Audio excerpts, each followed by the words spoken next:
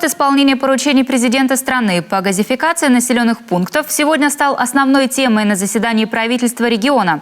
17 октября был дан официальный старт программе по догазификации домовладений по всей стране.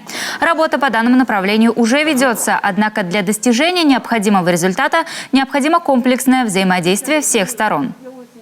В сводный план включены 3024 негазифицированных домовладения в 37 населенных пунктах.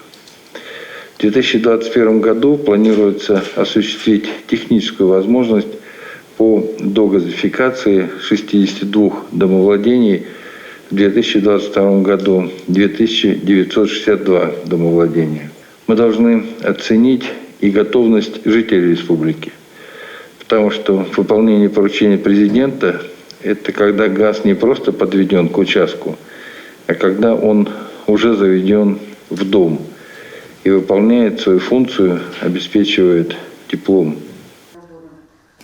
Второй вопрос заседания касался основных параметров проекта республиканского бюджета на 2022 год и плановый период на 2023-2024 годы. Документ должен быть внесен в Государственный совет региона не позднее 1 ноября. В этом году он формировался в непростых условиях пандемии и снижения налоговых поступлений. В ближайшие годы бюджет прогнозируется дефицитным. В 2022 году расходы будут преобладать над доходами в сумме 8,7 миллиарда рублей, в 2023-м 7,4 миллиарда, а в 2024-м 5 миллиардов.